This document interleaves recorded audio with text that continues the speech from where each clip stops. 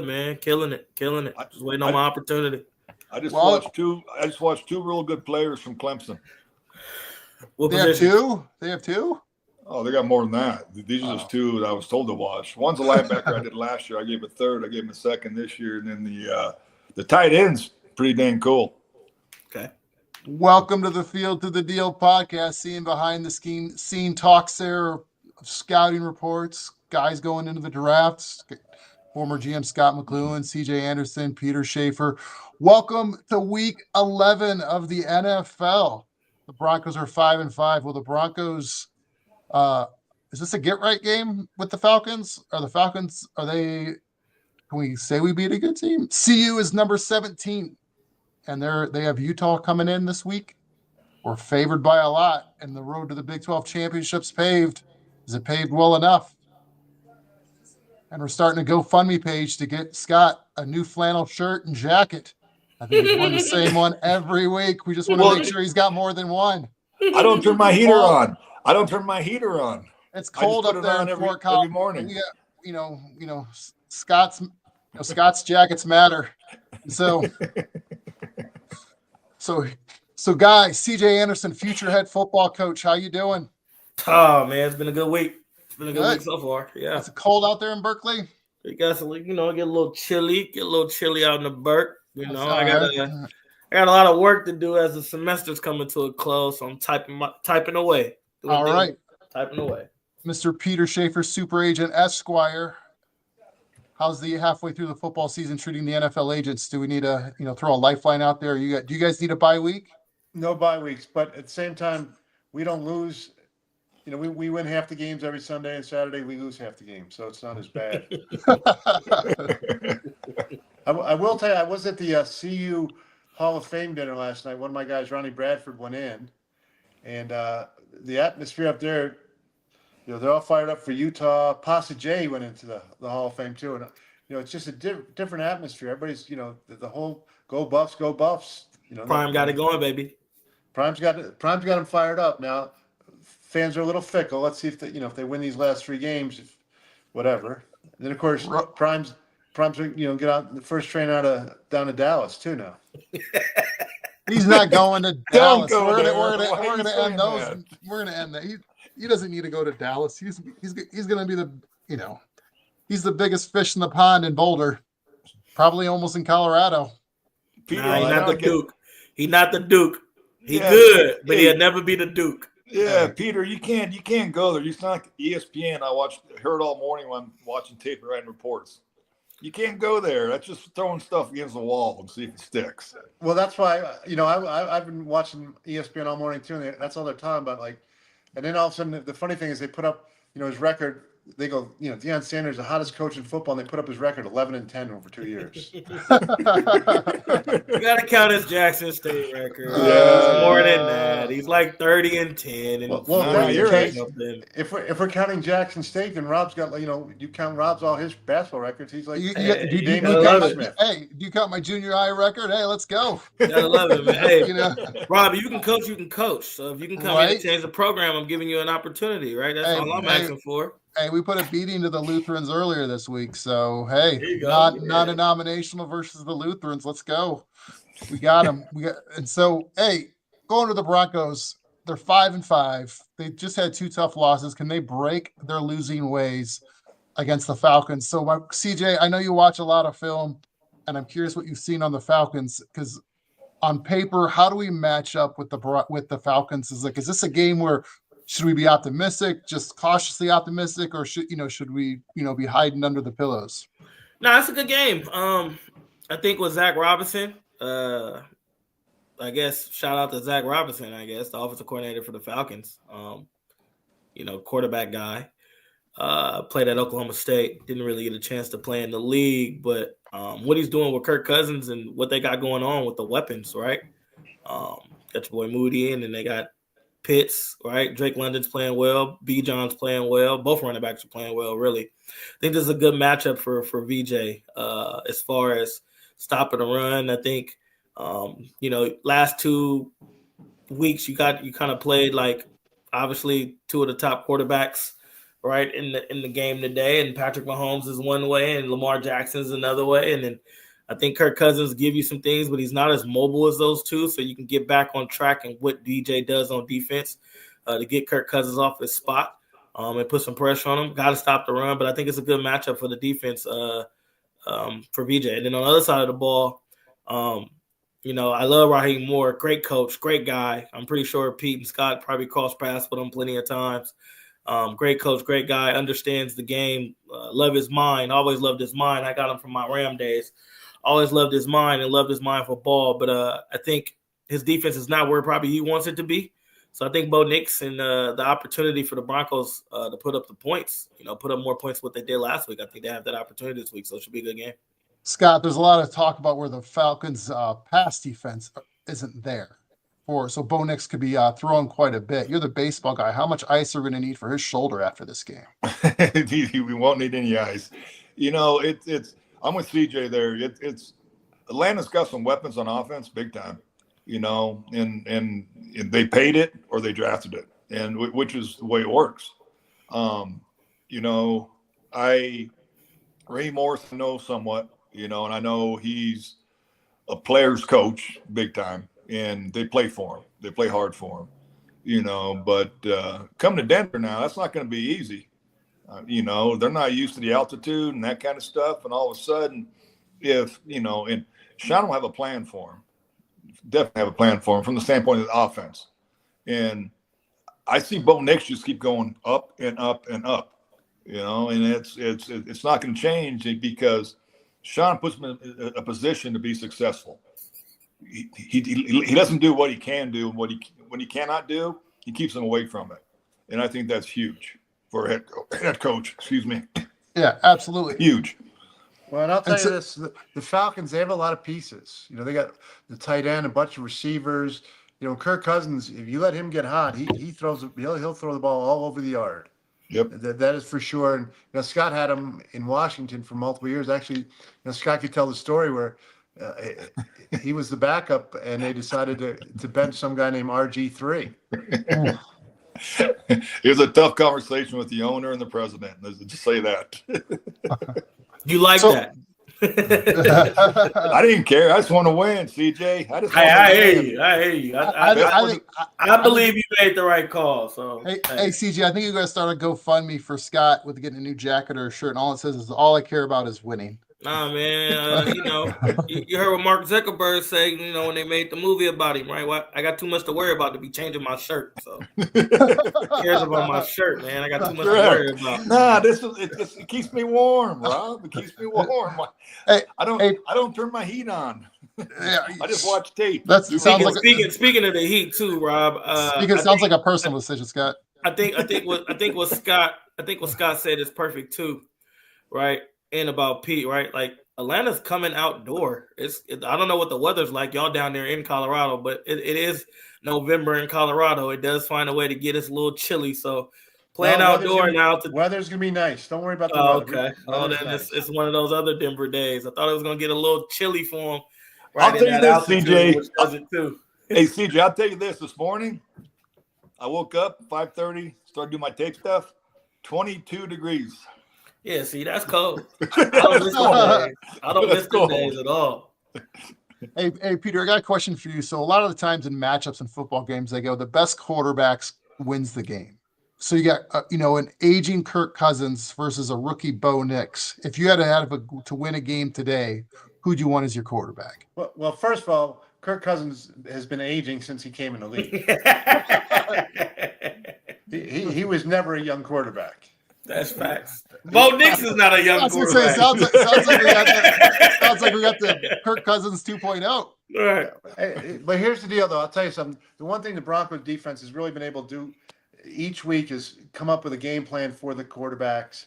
Vance Joseph is probably the most underrated defense coordinator. Everybody's giving Flores a lot of hype. But, when you look at what Vance is doing with only maybe really one first-round draft choice on that defense, that's pretty impressive. I think that, this is, it's funny. Both teams are sitting there probably saying, "Oh, it's if we're playing the Broncos, that should be a big win, or we're playing the Falcons, that's an easy win." There ain't no easy Sundays. And the teams have to come ready to play. And the team that comes ready to play, if the Broncos don't give the ball away like they have a few times, that I think they're going to be fine. They just can't give the ball away. Hey, CJ, speaking of giving the ball away, you played special teams for a few weeks in the NFL. Did you ever have to block a field goal kick? I never was on a field goal block team. That was for other guys. That was for CJ's vertically challenged. They don't put they're not putting vertically challenged players. I was going there. We weren't linked. Yeah, I thought I had a good vertical at the combine, by the way. But, no, you're fine. Not enough to jump and block the field goal, though, for sure. Hey, it kept you off the field goal. Got 35.5-inch arms. Right. So the Broncos were a field goal kick away from upsetting the undefeated Chiefs last week. CJ, you've been a part of games like that where you're so close to victory, but it gets snatched away on the last play. I'll go like how deflating is that? Like, is that deflating this week, or is it encouraging? Like, hey, is this like a moral victory for the team? Nah, I mean it's tough, but if you look at it, right, and obviously they broke it down during the week, but if you like ESPN and everybody else, but like if you look at it, like the Chiefs exploited that. Like they were close twice on that same side earlier in the game, right? One thing we say, or when we sit in special team meetings on Friday, because it's all special teams on Friday, so it's right after the team meeting. The only people who get to leave is the quarterbacks, right? Because they go like, hey, we're going field goal first, then we're going field goal block, then O-line, D-line leaves, and we're just going down. So everybody's in there except for the quarterbacks. So when you hear your special team coaches talk, like I've heard Jeff Rogers, right, Joe DeCamillis, I've heard a lot of my special team coordinators say, hey, this is not a playoff. Like, don't take the playoff because when we need it, right, I'm looking at the pictures and I get a chance to exploit it. And that's kind of exactly what happened, right? The Chiefs, even though field goals was made, extra points was made, they never took the playoff and it was close. So when they really need it, they draw it up and did it perfect. So I think on Denver end, it's like you found the weakness. It's not like we blocked everything up perfect and then we just missed the kick, or we blocked everything perfect and the kicker kicked it too low. There was a weakness for you to get better this week.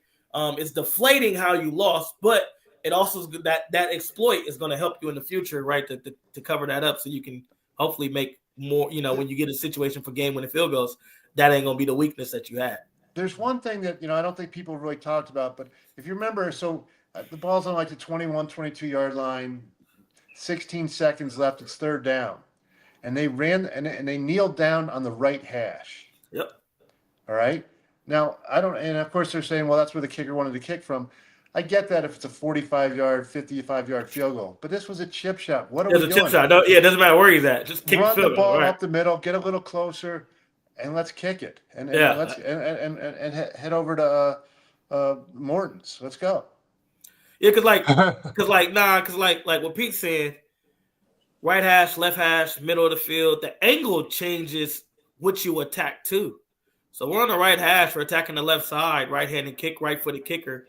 We have the angle coming in from that way to make that block, if that makes sense, right? Compared to if the ball was just in the middle or if the ball was just on the left hash. Like if you look at earlier when they were close, the ball was in the middle or closer to the left hash, and that's why they're close. So now you put it on the right hash and you help them out too. I'm not saying that's what happened, but Pete brings up a good point there.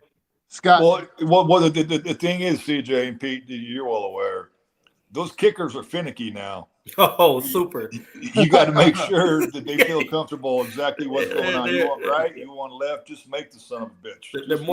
They're more demanding than women, Yeah, but the thing is, CJ, what you said about them exploiting the Broncos on the left side,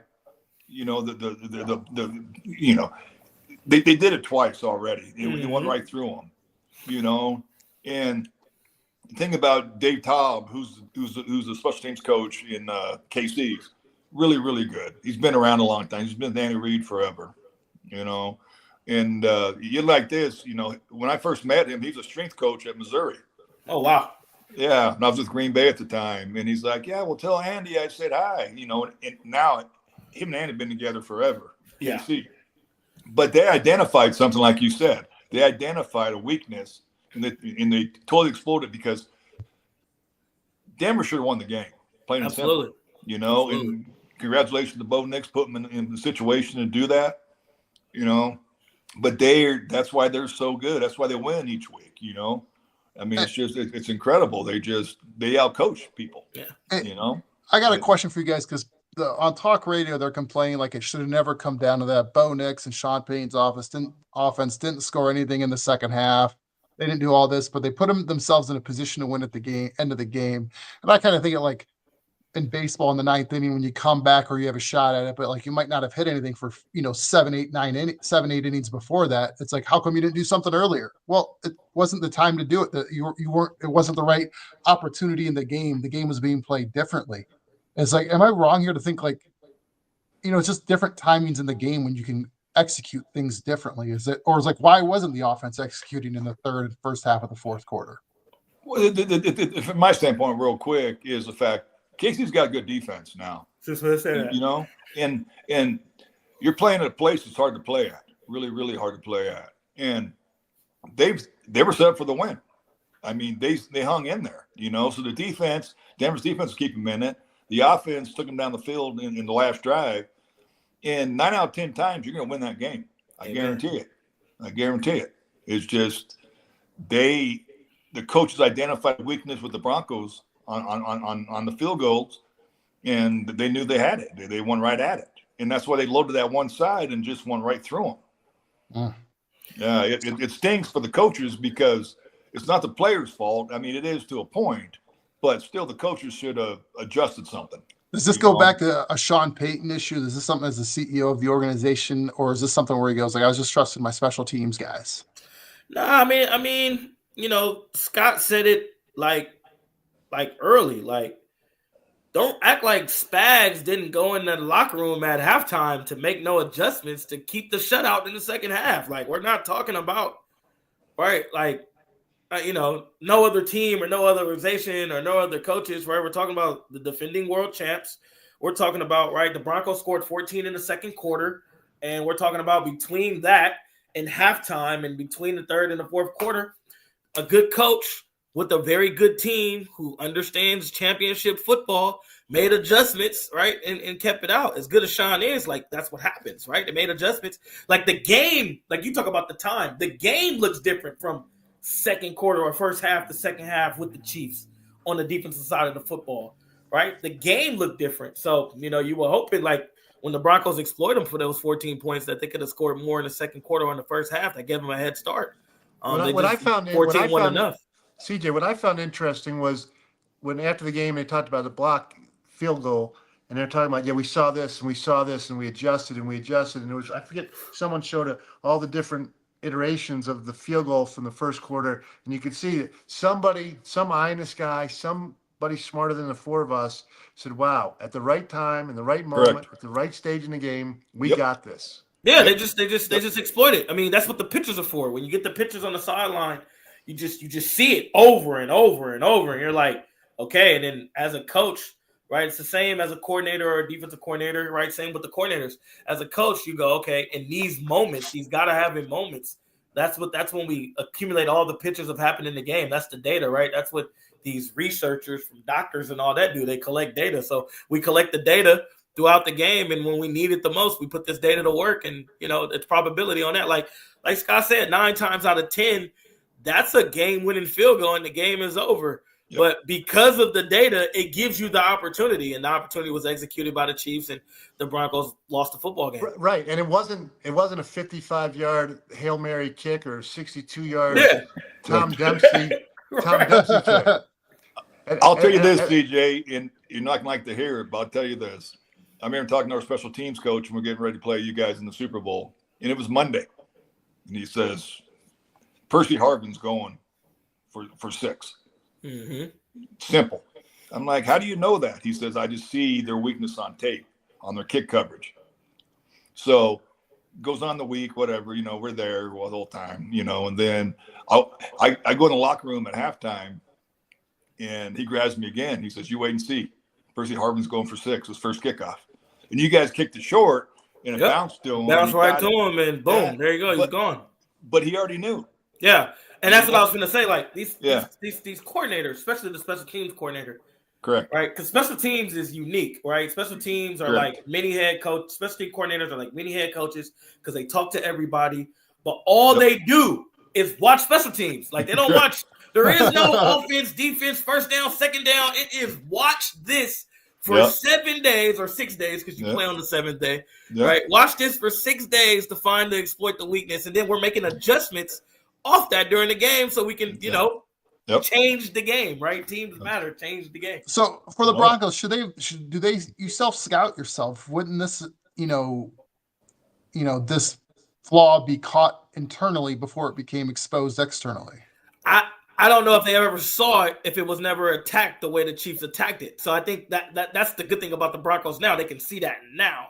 I don't know if it was like you would have to go back. Obviously, me, Scott, and Peter are not just going to sit there and watch a whole bunch of field goal clips, but we will have to go back and watch the field goal clips and see if that was exploited somewhere earlier in the season. But according to the Chiefs, and when you watch the game, they exploited it that day.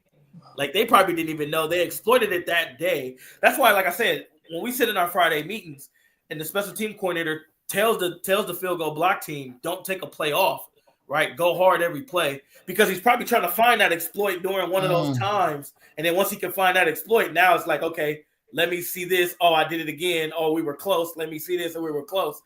I've seen Jeff Rodgers slow down the film and go, man, Talib, look how close you were. Or man, Chris, look how close. Like Roby, look how close. Or Malik Jackson, look how close you are. If we can just push a little more extra. Like I've seen him do that. So that had to happen during the game, and that's kind of what happened. But on the other side, though, I mean, yeah, should Sean Payton and Bo Nix go down and score? Yeah, but like Pete and Scott said, at least in the NFL, college is a little different because you got to trust an 18, 19-year-old to kick the field goal. He might just flat out whiff it in college. But in the NFL, these kickers are getting paid a whole lot of cash, and it's like, bruh, it's a chip shot. Like Pete said, it's not a 55-yard field, like it's a 25-yard field goal. Like we can't make a 55-yard field goal. We deserve to lose the game, right? Right. We deserve to lose the game if we missing 25-yard field goals. of losing 2 in a row to probably 2 teams expected to be in the AFC Championship game at the end of the year, we're actually still in the playoff picture right now. We're in the 7th seed right now in the playoffs. If it started today at 5-5, how are you feeling about the Broncos' second half of the year here to make the playoffs here, Peter? Are we a playoff team since the Jets kind of have fallen off? Look at their schedule. Look who they play. They got, and of course, there are no easy Sundays, but they have a relatively easy path for the next 4 games. But it's funny because when you watch the college football playoffs, and you're like, oh my God, this guy's 12 and this team is 9. They're all playing each other for the next 3 weeks. They're going to be knocking each other out. Indiana's undefeated now, but they have 2 tough games or whatever. And then the other thing that Scott and I were talking about, and we've been talking about it all week, is with the way that college football playoffs are, and you have to win 4 games to win a natty, right? Mm-hmm. And everybody's like, oh, well, if we win the conference championship, we get a bye. Well, technically, if you're not in the conference championship, you're getting a bye. Yep. Right? And so, right? And so do you want, if you're trying to win a national championship, do you really want to play in your conference championship? The SEC, go up there and have to play Georgia if you're, or Alabama or whatever, or sit there and just take another week off and let's get ready to play. And then the other thing I think that I want to talk about, how exciting it's going to be, the home field games. Absolutely. Home field playoffs. I think they should do it for the second round too. But the second round too, me too. But they got the bowl money. Correct. Yeah, you got to get right. You can't do it without taking care of the bowls. But I'm just telling you, if you're Tennessee, you're Tennessee, or you're I don't know. You're Florida Georgia. going up to go play in the big house in Michigan in December. 110,000 people in December. 10 degrees. CJ wouldn't even want to play. Too cold for him. Nah, CJ would be like, I got to get ready for the pros. I'm going to take this one off. It ain't ever too cold. But now to go back to your question, though. So it's Raiders, Browns, Colts, with the Colts just put back Anthony Richardson. So you can slap that in. And then it's the Chargers who's also fighting for that. So, you would think, yes, Raiders, but it's a rivalry game, division game. We'll see how that goes. But you would think, yes, Raiders. Yes, on the Browns. They're not doing too hot. Yes, on the Colts. So you should get back to having 3 wins on a 3-game win streak, running 2, right? Chargers, Bengals, who are both fighting for that 6-7 playoff spot as you. Those can be your playoff games right there. And then, right, if the Chiefs find a way to lose, if they lose to Buffalo this weekend, then life is a little different for the Chiefs. I think if the Chiefs win this weekend, then you guys won't get the help from the Chiefs because I think they'll try to go get the undefeated record. Like Absolutely. At some point, you got to try to go get it. But if they end up losing somewhere in these next 4 to 5, then they might rest their guys, and then you guys might that playoff that last game for the Chiefs might help y'all get in the playoffs if y'all not playing the Chiefs, y'all playing the backups, right? So, or you might wind up getting the 5th seed instead of the 7th seed. Right. So Broncos got to take care of business this weekend against Atlanta, which is a good game because obviously Atlanta's in the same boat too, right? At 6-4, fighting for an NFC playoff spot. However, right after Atlanta, right, you got 3 games that you have to win. Like those are must-win games if you even think about wanting to be in a playoff team. Yeah, no, Atlanta at 6-4 is right now the number 3 seed because I think they're their division. Correct. But I mean, this is a very winnable game for the Broncos. Is this like a get-right game kind of where you feel like, oh, we went through the teeth of the AFC and now it's time to sort of, play a team that because correct me if I'm wrong, Scott, but I think the Broncos is like a really good of the worst teams. They're playing well. They're playing well. The defense is stepping up, like Peter said about VJ, and CJ said it every week, and he's doing a hell of a job. But again, the thing about Atlanta, they got 2 backs that are legit. They got a tight end that's legit that can score from anywhere. And you got a quarterback when he's hot, he's rolling. So it's not going to be an easy game now, but the Broncos have done a nice job this year, really nice job, in my opinion. And I think Sean does a heck of a job, and I think the young quarterback's doing a good job. Now they're going to have to be able to control the clock and run the ball because you want to keep that offense off the field. With Atlanta. Oh, absolutely. You have to. And the thing about it, you can get after Atlanta's defense. You can get after them. But the quarterback has to play well. And as Peter said, no turnovers. You can't give the ball away no matter what. And you get them at home. Denver's a great place for home field advantage. Mm-hmm. Great place. No, absolutely. We got a comment here for CJ from Fundamental Bear. Not a Bronco fan, but I'd like to see them get Troy Franklin and Blake Watson involved more. Watson is really talented, and we haven't seen him. TJ, how do we get Troy Franklin and Blake Watson more involved?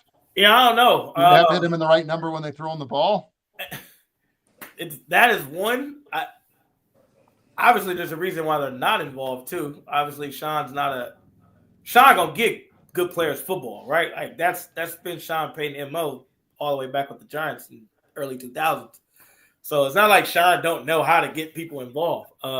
Obviously, we got to look at Troy and Blake and see what's going on with them personally. But finding other ways. I mean, I think last week just seeing Bo in rhythm, take control, take command. Now, I think the defense helped with that because Spags blitz so much and play so much man-to-man coverage behind it. It's so easy to say, I like my Court Sutherland matchup. Let's go make it happen. I like my Valet matchup. Let's go make it happen. I like my Lil Humphrey matchup. Let's go make it happen. Right? It's easy when you see man-to-man compared to what you're going to see this week, which is a whole lot of zone. So it'd be interesting to see how Sean, but I wouldn't put that on Sean Payton as much as I would put that on the players and how much they know about his offense to get involved, if that makes sense. I'll tell you this. I will tell you one thing about that I know from going to Broncos games, being on the sideline, is when you get into late November like we are now, and it's daylight savings time. You out there 1 o'clock and warm up. It's sunny. Everything is fine. Right? Everything is fine. Then all of a sudden, because of the way the stadium's situated, the Broncos bench is in the shade. Yep. Right? And the visiting team is in the sun, and all of a sudden they're hot. And that they come back after halftime. It's cold. The sun went down. It's a totally different temperature, totally different feel to the game as it is in the first quarter and the first half. And I think that's the thing that people don't realize about the home field advantage. It really does matter. No, that's interesting. So, and then Fundamental Bear continues. He goes, Colts will beat the Jets. Bet the house on it.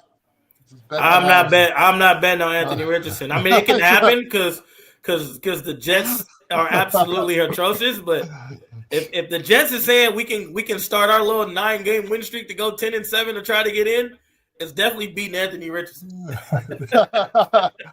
There's not a lot of faith. If Flacco was playing, man, if Flacco was playing, I'll probably be all into it. But with AR5 is what they like to call him down there, he can keep being AR5, you know. How about the game last night? The poor clock management from the Commanders, the play calling. You're down by 2 points. It's awful. You don't three straight plays. You don't even get a yard. You don't even get a yard. I don't know what Cliff and Dan, and obviously this is Cliff Kingsbury because Dan is a defensive minded guy. I have no idea what's going on with Cliff, but the Commanders are playing well, but they've also lost. They're 7-4 now. Yep. All right. Their 4 losses were all to teams over 500. Playoff teams, good football teams. They're a good football team that take advantage of playing the lower end of teams because of the way the NFL schedules based off your division seeding, right? Seed 4 play seed 4 all over unless you're playing, right, for your conference games unless you play in the divisions, right, which is your division and other division you play. So they're obviously, playing the Panthers and playing other NFC teams that were low the year prior. You're going to find a way to win those games. That's what helps your record. But then you also got to find a way to beat playoff teams, right, in the regular season. Now, I will say this is way more competitive than their other ones. But obviously they got to get over the hump. And, it was tough yesterday seeing that. And then obviously you can't let, some of the things with Saquon, on the run game, the way Dan Quinn was, just had the box light. It's one thing, Dan, Saquon, you know what he can do because you was a Cowboy while he was a Giant. You can't just have 6 in the box and just let him just run free. I was okay with it. I have him on my fantasy team, so I appreciate that. I was watching those big runs at the end of the game, and I thought the same thing. I was like, how do you let this happen? You got to stop that. They're going to him. All right. Well, it's not even that. During the time in the game, you got to, Dan Quinn's he's a cover 3, 1 high guy. You would think he put one more in the box just to slow that down, especially in that time of the game, knowing that Saquon's going to get it. Saquon made plays. Well, I'll tell you though, the one thing, and Scott will tell you, is people wear down, and that's what football is. It's a game of attrition, and Saquon Barkley maybe in the first half. CJ, you were a great example when you played. In the first quarter, maybe get 3.5 yards a carry. Yep. And that little corner comes up and pops you, and he starts talking all kinds of noise, and he's talking head, and boom, boom, boom, boom. Well, then the second quarter, that little corner comes up and pops you, and he's like, at some point, he's like, well, I can't keep doing this. I've had plenty of corners in their day around third, fourth quarter. Can y'all get him before you get going? I don't want to tackle him no more. I'm just pounding him. So I can imagine tackling CJ trying to tackle like a juggernaut. Once he gets moving and the momentum going, good luck. Yeah, that's why you got 20-plus yards, most 20-plus yard carries. I led the league, or I was top 5 in the league. I would say top 3 in the league in that category. Out of my 8 years, 4 or 5 times and playing with doing that just because of that. I remember Logan Ryan, who was the corner for the Patriots, also played with the Titans, but corner of the Patriots at the time. Pete's right. He hits me. I'm here to bang. I'm here to bang. And then I do it again in the third quarter, and I'm like, where you at? I don't want no more part of this. Can I go cover Emmanuel? Throw the football. I don't want no more part of this. No, that's awesome. Hey, guys, talking about CU this weekend, they actually have, speaking of times that they're playing at 10 o'clock out here in Colorado on Saturday. Big noon East Coast. Big noon kickoff on them. Right, and they're playing Utah, 10-plus point favorite. How do you rate Prime's coaching here now? A few weeks ago, you guys were all kind of rolling your eyes when I said road to Big 12 championship, and now the teams have lost in front of them that they need to, and they just got to take care of their own business, and they'll be in there. Well, I told you the ceiling was 8, so obviously he's going to break the ceiling. He has to win 8, so I told you that. Big 12 championship, I didn't think that happened. I'm pretty sure a lot of people didn't, and he did. Obviously, he did, so he didn't listen to the outside noise like us. But they control their own destiny, right? And they got an opportunity. And it's a good Utah team that's coming in. They're not having the season they're was expected to happen, but the defense is still good. Kyle Willingham is still a great coach, in my opinion, still a good coach at the collegiate level. And, Big Noon kickoff is there, right? The best part about that is you get Gus Johnson calling your games. We all love Gus, but it's gonna be interesting, right? What's helped Colorado is the defense. like don't get me wrong, like we love what Shador's doing and what the offense is looking like, and Pat Shurmur's made that happen, but the defense is playing so much better that you don't really have to worry about what you're getting done on offense. The offense ain't got to save the game. Like the defense is actually dominating games. So as long as Prime and the defensive staff can continue to coach and play the way they're playing, they're going to be all right. Scott, as you look at games like this, now that it's towards the the last month of the season for these college football teams, these especially with a team like Colorado, and you're grading Shador, this one, even though they're playing like a 500 Utah team, are you kind of like the pressure's on to win each game more and more than it was in the first half of the season? Because now there's real stakes on the line, the writing's on the wall, what can happen. Do you grade these a little bit higher for players that where games mean something? Yeah, of course. And the thing is, and CJ nailed it. Kyle's a hell of a coach, and they'll bring physicality like you won't believe. Mm-hmm. They will not back down. So I'm telling you, if that old line's not ready, they will get after Shador big time. The thing about it is, and CJ said it as well, is the fact that the defense playing beyond expectations, and they thought they were going to have lights out. Yeah, lights out. They're not playing just good football; they're playing lights out. Yep, 100%. But the thing about it is when it gets down to, I call it when I do my reports, called nut cutting time. Well, but no, that's when you want to see a quarterback come through, and it's not just the whole game. It's the same thing you saw with Bo Nix going down the last drive. Mm-hmm. He showed you something. He's got some moxie. Oh yeah. And that's huge. And that's these games you're supposed to win, but it's not going to be easy. I promise you. Now Utah's quarterback situation's not been good. All that, but they're still a good team. They're not having the year they wanted, not even close. But I'm telling you, they'll come in here with nothing to lose, and they'll bring some physicality that they haven't seen yet. I promise you. And the target is always on Prime back. So if you can spoil Colorado's Big 12 championships, and like that's being preached in every locker room, that Prime, and Prime knows that's going to play Prime, right? If we can spoil this, they're still on there. Every game's been national televised. This is your chance to do what you need to do, et cetera, et cetera, et cetera. So Utah will definitely come. And obviously, right, Prime never beat Utah, right? Utah gave them a real good licking last year. So I wouldn't be surprised, I'm not surprised, but I know Prime is also saying like, hey, this is our chance to, put a statement on. This will show being a good football team. Yeah, being a good football team that's physical. Yep. Don't let the record fool you. Like this is still a good football team. Yep. The thing about it is if CU shows up and plays well and dominates, it means they're legit. Because I'm telling you, Kyle's not going to lay down. He will not. And his players won't lay down. So if they dominate this one against a good defense, they're rolling. They're going the right direction 100%. Peter, are you going to the game up in Boulder? No, we have too much stuff we have to watch a ton of games. That's fair. We want I like it. But I like it. Utah. Hey, Utah needs this game though. Yeah, no, I'm allergic to going to 10:00 games. Utah.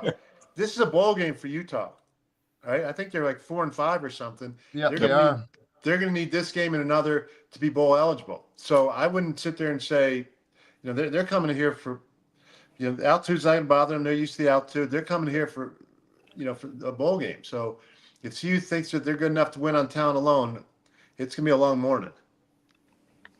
No, absolutely. They're favored by 11 and with an over-under at 45. So it's going to be some points scored tomorrow.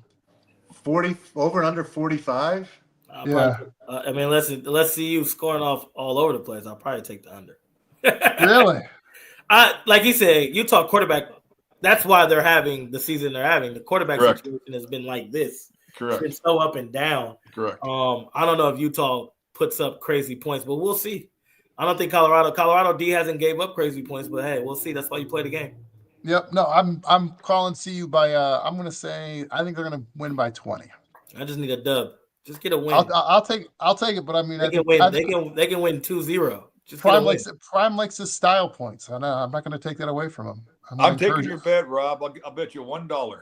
I'll take a coffee on it. 20 points. Okay, coffee it is. I'm saying win by dub is huge. They ain't even beat the last two teams by dub. If they win by 20, the head coach will be on the field in the fourth quarter kicking people's butts physically. I think CU's got so much on the line. Prime's got them ready. I'm pretty confident in CU this week. I know Utah's a good team, but I'm a fan. What can I say? I'm a fan. It's all good. So what about the biggest sporting event of the day? I was going to ask you guys about that. Are you guys boxing fans? Who you got tonight? Wait, Mr. Mike. We're calling this a boxing match? I didn't say. I called it a sporting event. Whatever you want to call it. Two guys getting in a ring with gloves on. Wait. Two old guys getting in the ring at Jerry World. What? Oh, what old guys you talking about? Mike Tyson. I mean, this would be like old, CJ, but the other kid's not old. The other kid's younger than me. CJ, this would be like you fighting Scott in the ring right now. Nah, I know this. Scott's not Mike Tyson. I know this. When I was young and Tyson was in his prime, I'd watch all of his fights. Oh yeah. You could not get me in a ring with him to this day. Right. You couldn't get me in the ring to them day because of those fights back in the day. I don't care how old he got. He could be 98 and I won't box Tyson. But I'm telling you, CJ, you've seen it. You've He's seen an that animal, punch. dog. He's like, dude, that's a bad dude. Not only is an animal, have you heard like some of the interviews? Like the interview you did with the little girl yesterday was hilarious. Yeah, that's cool. Oh my God. But the interview.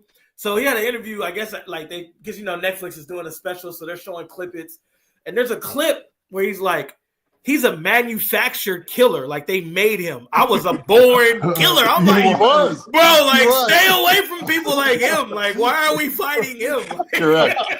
Correct. I don't care how much money's out there. I'm not. How much would it cost us to survive in a ring and Mike Tyson in his prime? Remember? Oh lordy! I would go in there right now against them, and they're doing it. No. I went on StubHub to see what the tickets are selling for. The ringside tickets might be going for, I think, $1,500. People are going to go to the Jerry World to watch this thing tonight. I don't even know who's on the undercard. I remember Barry Sanders and I went to we got invited to some of the Tyson fights in the 90s in Vegas. We made a mistake the first time figuring, okay, let's not show up at 8 o'clock because, all the undercards. We showed up at like 9:45. We barely sat down. The bell rang. Fight was over in 45 seconds. Done. You better go enjoy the undercard because that's probably the only fights you really gonna get to watch. Right. And the thing about it, CJ, you understand this. I'm kind of like you. I'm sure you've been in quite a few fights. Just fist fights, whatever. But when he sees blood, he smells it. That's something. He's trying to kill you. See, like, and that, obviously he has the pick-a-boo style, right? Yeah. When he's doing this, you should be scared because you don't know all the power from this. Lordy. It's just Lordy. Good luck tonight, Jake. Like, yeah. Good luck Lordy, tonight. Lordy. I hope it's not staged or none of that. I hope it's just true. Like, let Tyson be Tyson. Yeah. And I still think Tyson is in his 50s, right? Somewhere 58. around that, 58. Yeah, I still think he punches hard as hell. All it takes is one. Right. Just one. Like one good punch might put you to sleep. You might be eating dinner for the next 6 months through a straw. And not even remember it, probably. Correct. Well, and who's the worst person? The worst person to fight is someone who's not afraid. Oh, 100%. 100%. And Tyson is not afraid. You got nothing to lose. You got nothing to lose. I just like I said, I've seen it on social media, like calling that guy, calling Jake Paul a manufactured killer and saying, I was just born to kill, like to do this. Like I was just Tyson. We always knew Tyson didn't have it all up here. And the last dude you want to fight. And in years past, he's like afraid to let the animal back out. And then they're like, hey, here's a lot of money. Let the animal back out. Yeah, like they're letting him like, dude, I want you to do it. Like I know when his brother fought Floyd Mayweather, I'm not saying Floyd doesn't hit hard or not, but Floyd doesn't have that tenacity, that nastiness, killedness of. No. So like you can get in the ring with Floyd, and you're gonna get punched, and it's gonna hurt, and you might have some black eyes. But like Scott said, Tyson's liable to make you through the wire, right? Like go get surgery, like. Especially if he catch you guard down, like Correct. It's the punch you don't see, right? But with Tyson, it's the punches you do see that still hurts. Hey, Scott, if you were scouting Mike Tyson and he comes up to you and he goes, "Hey, I want to play football," what position would he play? Middle linebacker. Whatever he wants. Yeah. Yes, sir. No, I'm saying, because he's not a real tall guy. He's a compact guy, but he's as tough as nails. I'd say middle linebacker. Just plug him in and let him roll. Yeah, he's Singletary, Ray Lewis. That in the boxing ring. Yeah. 100%. By the way, some of the rules changes tonight compared to typical fights. The fighters are going to wear 14-ounce gloves as opposed to the standard 10-ounce gloves. That saves Jake Paul. That's all they're trying to do is save him. Can you imagine getting hit with 10-ounce gloves like Mike Tyson? That's all that is, right? They would keep him alive. Right. You gotta say, I'm pretty sure Netflix does not win with this ending in the first round tonight. No. Each round will last 2 minutes as opposed to the usual 3. That helps them too. Yep. Hey, I'll tell you, you guys can say it all you want about. You go out there and just shadow box for 2 minutes. It's the longest 20 seconds. Oh, I never said that. I never said that. But both these dudes train. Both these dudes do this. All I'm saying is I would rather be in the ring 2 minutes with Mike than 3 minutes with Mike. I'd rather Mike hit me with 25-ounce gloves than 10-ounce gloves. Well, I was thinking the 2-minute thing actually helped Tyson out because being 58, what's the cardio like? No. Maybe I'm like. That's what I was leaning towards. If Tyson comes out aggressive like I think he will, I said, you've seen the do you remember this? Scary. I played Mike Tyson's Punch Out. This is like a real life version of it. Yeah, you can say that. But I'm talking. Remember when Tyson's doing this and charging you, he's not walking up to you; he's charging you. Yes. 2 minutes is safe. All I know is I set up 2 fights last year for Pac-Man, the same type of celebrity type deal. And he trained for it for a month, and they were 1-minute rounds. And I'm sitting right in the corner with him, and he came back after that 1 minute. Like, he didn't have another 5 seconds in him, and they only did 3 1-minute rounds. Oh, wow. Nah. CJ, and after the fight, he took a couple body blows. He went 3 1-minute rounds, and Pac-Man's a tough son of a buck now. Beyond. But CJ, you know this. When you fight, it ain't lasting a minute. Oh, not at all. No. It's going 30, 45 seconds at most. At the most. You've done more in those 30 seconds than you've ever done in your life. Yeah. So during OTAs, there's a guy down there, his boxing gym's called Touch of Sleep, down there in Littleton, maybe. But DeVarl Williams, right? Touch of Sleep. During the OTAs period, that's where I went to go train with him. And it's boxing training is real. A lot of that cardio, a lot of moving around, a lot of that footwork, punching, being tired while you punch, thinking, combinations. That's real. And I enjoyed Touch of Sleep during my time out there in Denver when I would use boxing as another train of cardio for me. Are there a lot of guys that use boxing in the off season to train? Oh, yeah. I got it. I got it from DT. So DT, and it was DT and Bub, Andre Carwell. It was them two who kind of introduced me to it. And I was like, yeah, this would be perfect during this time. Because, during OTAs, you're only in the building 4 hours a day. You're not you get a lift, but you're on the field, but you're not really running plays or going hard. So once OTAs was finished, we'll drive down to Coach D's gym and, we got it in. Absolutely. Yeah, the thing is, Rob, you guys all know Joe Glazer. He works for Fox. Yep. Every offseason, he lines guys up. And it's not just boxing, it's MMA. It's MMA. Yeah, it's all that. Whole contact. Oh, yeah. Because the point is, from what I remember when I was doing it, because, whether you're calling out combinations in boxing or whether you're, on the ground grappling, the point is to listen to your trainer that he's calling things out for you while you're dog tired, because you're going to be dog tired. So when you're in the game, it's like, oh, I'm running this play. I'm not as tired. Because I remember what I did, right, when I was training, being dog tired, trying to punch. Not only trying to punch, trying to land effective punches, or when I'm grappling and I'm on the ground trying to get out of this grapple using all my energy. Yep. It's a like I said, it's a lot of us have used it. It's a good training method for a lot of us for cardio, and then also mental stamina as well. Well, and the thing is, when I talked to Glazer, he'd tell me, okay, I got 15 guys there, draft prospects. He'd say, these 5 badasses. Yeah.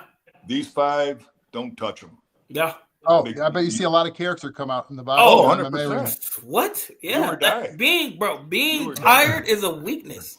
For real. So when you're dog tired, you don't want to do nothing. You really don't want to do nothing. So like when you're gassed, it's like you've seen it, right? You run your kids, y'all. Let's say you run 10 suicides, and you're like, we got one more. You'll see some kids have the mentality like, okay, let me push through this, and you'll see some kids look at you like, come on, Coach Rob, really? Yeah. Like I'm so tired. Did I tell you I wrestled a cop once, CJ? For real.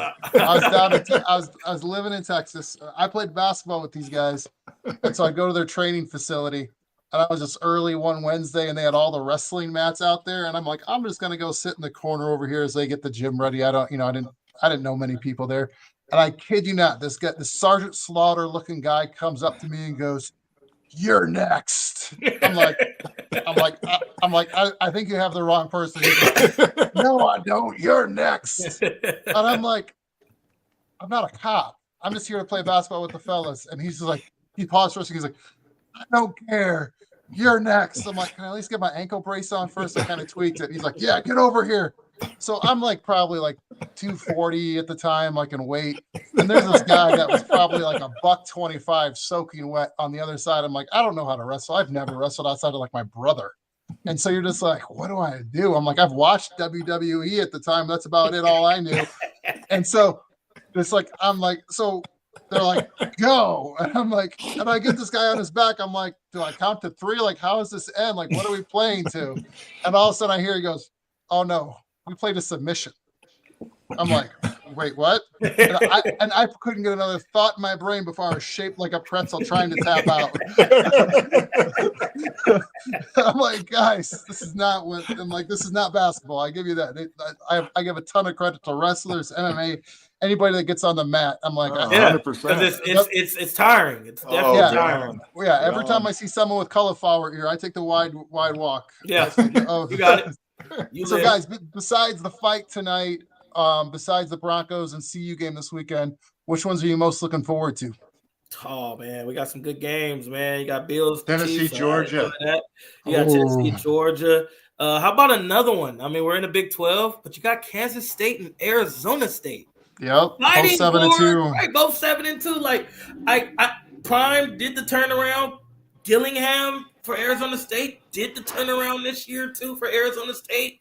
So you got some good ones going on. You got some good ones going on there. And then obviously the NFL is the NFL. Like gotta love the NFL. Hey, college football question for you guys. Oregon and Wisconsin. In Wisconsin, are you guys like, is Oregon a legit number one, or are they just like fortunate like just to be undefeated? They're a good football team. Like, are you scared of them? Like, if you're another top 10 team looking at them in the playoffs, you're like, I hope we drop.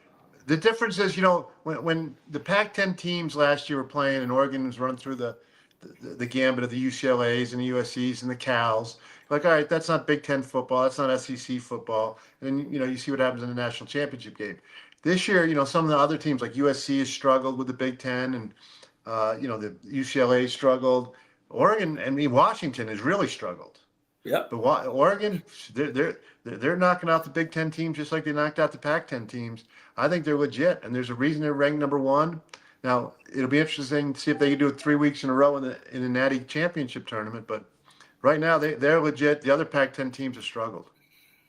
Yeah, I would not have them as a legit number one. The way they played, they could have lost early. The coach has done a hell of a job, and the coaches have done a hell of a job, and they got talent. Don't get me wrong, but I think I was talking to Peter last night about this a little bit. I don't think there's one team this year in college football that's a slam dunk. Yeah, it's not like it's been in the past. I think it's wide open too. I agree with you with that. I think it's wide open. It's not like it's been in the past where you're like, oh, Alabama, oh, LSU, oh, Georgia. It's not like that. I agree with that. I think it'll be a hell of a playoff thing. It's going to be very unique for the first year to have it, like it is. And I think it's something like the NFL, who gets hot, because there's not one quarterback you're going to say for any teams to make the playoffs that can win them by himself. There's not one. So it's going to be the whole team atmosphere and who's healthy, who stays healthy, and who gets their troops rallied. I think Lanny does a very, very good job as a coach. But if I was another team, they wouldn't scare me. From my standpoint, just watching tape. Their talent level and that kind of stuff. Yeah, they're beatable. They're highly beatable. I guess what you're saying, they're highly beatable. I mean, they only beat Ohio State by 1 point. Correct. Right? And I don't think Ohio State are world beaters either. So Nope. Nope. And I guess that's what that is. So they're highly beatable. Other games though, Steelers Ravens is be a good one. And then obviously, Bengals Chargers, right? That's both of those are fighting for certain spots. So those games are fun to watch. But the Steelers and the Ravens, I love Mike Tomlin, right? We love Lamar Jackson. We love Mike Tomlin, right? And then it's you forgot Russell Wilson. The defense, right? You ain't let me finish. The defense, right? And what Mike Tomlin brings as a defensive-minded guy and as a hell of a player's coach, getting his players riled up to play Lamar Jackson. But then Harbaugh, who's the same way, getting his guys to play for Russell Wilson. So it's like it's going to be, and they're both 7-2. I don't know why this is not a Sunday night football game. It's at 10 in the morning. It's disrespectful to us, right? They got little Harbaugh on Sunday night. They need to put big Harbaugh on Sunday night because usually in this rivalry matchup, it's usually a bloodbath. But you understand, CJ, Lamar's never beat Tomlin. Yeah, I know. I was just going to get to that. So, going and it's in Pittsburgh, I believe. So going into Pittsburgh to try to find a way to win that. It's gonna be interesting. Oh yeah, they say Tomlin's got his number. Whatever he's running, defensive wise, scheme wise, they got his number. Does he have Derrick Henry's number? I don't know that. I don't think anybody does. And I think that's the game changer. I think that's the game changer, right? Like 100%. You don't need Lamar to lead the team in rushing and in passing, obviously, to win the football game. Now he can just focus on doing his thing and then making some plays with his runs. But, Preston Smith didn't play last week. Preston Smith is definitely playing this week for the Steelers. And that makes the Steelers defense that much better. Whether he's getting one-on-one opportunities because TJ's getting looked at, or if TJ gets his one-on-one opportunities, we know what TJ can do. Yep. So, because Rob, it's interesting. You always like to ask Nuggets questions. I just got a tickler that Jokic is not playing tonight for personal reasons. So quickly get your bet down. Oh wow! For the Pelicans. Jokic not playing. It's their first game of the group play against the Pelicans. I can't imagine. Yeah, who watches the in-season tournament? I was going to ask you guys, should the football create an in-season tournament? No. Should they have No. Season's way too short. No, not compared to basketball. Do you guys care about the in-season tournament for the NBA? Is that something that makes they had a lot of more viewers last year for it? No, I don't. I don't understand it. I guess like when the court's a solid color, it's a I guess the dope part is the court. Like just don't do the in-season tournament and just have like color rush games and change the court. I like it as a basketball fan because like 82 games is a lot, and they're trying to make the joke is the college or NBA season doesn't really start till Christmas Day, so they're trying to make some games more meaningful before Christmas. That's true. It's like football season don't start till November 1st. Yeah. Right? Football season's got to end. I was going to tell you, Rob, Peter, and CJ, Lamar Jackson's never scored a rushing touchdown against Pittsburgh. Ever. Wow. Ever. Man, you dropping some stats today. Wow. I don't know how many viewers we have. I know we've been growing in viewers, but y'all better start listening to Scott. He got some stats today. I didn't even know that. And I'm the junkie. I'm the junkie. It's very surprising. Very, very surprising. Wow. No, that's an interesting stat there with Lamar. I'm curious. It is probably one of my more favorite games. This will be the game to be watching before the Bronco game. That's for sure out here. 100%. So as we wrap this up, parting thoughts. Peter Schaefer, you staying in town or you traveling to go watch your fellas, your guys? No, we're in town this weekend. I I think it's going to be a big weekend for CU. If they can win, and they really put a stamp on it. If they lose, it's going to be deflating. The Broncos are in the same boat. They win, they're back in the playoff hunt. So, for a Colorado perspective, great football weekend. Absolutely. Scott, parting And, thoughts. and we're also planning on getting the Turkey Bowl ready for Thanksgiving, 10 o'clock. Turkey Bowl. You will not see me. But if you do, he'll have the same jacket on. I'll take it off next time, I promise. What I'm looking forward to is Scott at the Turkey Bowl, just with his clipboard going hey, you got to work on your 40 time. Undrafted, never can play, never can play. On a clipboard. Undrafted, never can play. I'm with Peter. There's good NFL games, and I get it. And I think, like I said earlier, with the Broncos, they can make a statement if they get after their asses. If they don't get after them, then it's going to be like, okay, 50-50, what's going to happen? Same thing with CU. But I'm telling you, CU's in for a dogfight. I'm telling you, Kyle will bring them in here, and they will not back down. I mean, they're going to come out swinging and swinging hard. Now CU just has to win. It doesn't have to be a blowout, but they just have to win at home. They have to. But this team, they're playing, a lot of the players are still on the roster, excluding the quarterback, know how to win. And they played in big games. And they understand, like CJ says, the fact that they have to win. To try to get bowl eligible. I mean, they have to win a couple, and this is a big one. Big one. So it'd be interesting how CU responds to physicality that the Utah brings. No, absolutely. CJ, parting thoughts for the weekend. So I got two. One with the VJ's been doing a blowout against the Ravens, but I thought he had a solid game plan there before it got out of hand. Obviously played Patrick Mahomes really well. He plays another good offense. I'm curious to see how that works. Prime, go get the dub. Prime just got to find a way to keep his team intact. The defense is playing lights out, so they can't play under the standard that they've been playing for the last couple of weeks. They've been playing lights out. That's that. And then my second one is my coach, John Beam. No, you guys don't know him, but John Beam coached for 45 years. This is his last.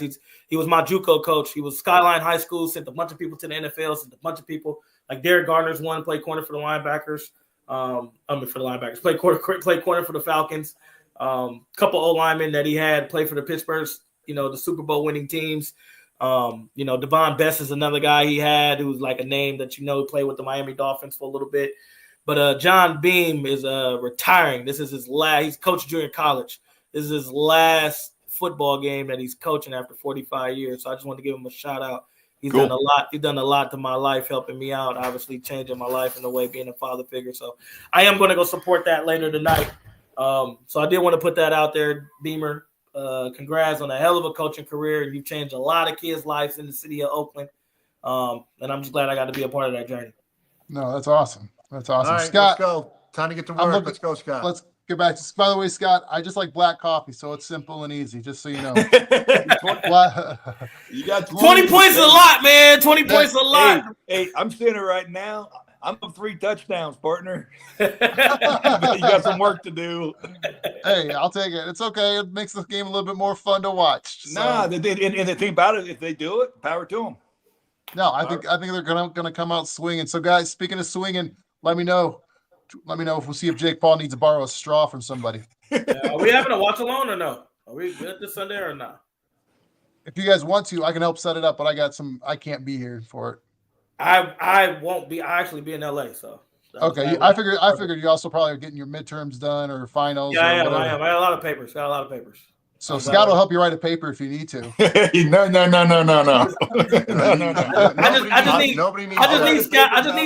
just need Scott to go back in time and just put second round grade on me, and I'll be happy. I never evaluated you, CJ. Honestly, I never did. All good. Respect. Yeah, no. But I probably would have got a grade if you would have evaluated me. No, I think I would identify because I saw your pro career. Right? You did all right, my man. You did all right. Thank you. No, very cool. Well, guys, like Peter said, time to get back to work. Thanks for watching. Much appreciated. We'll see you guys here in a few days. Later. Take care, fellas. Later. All right.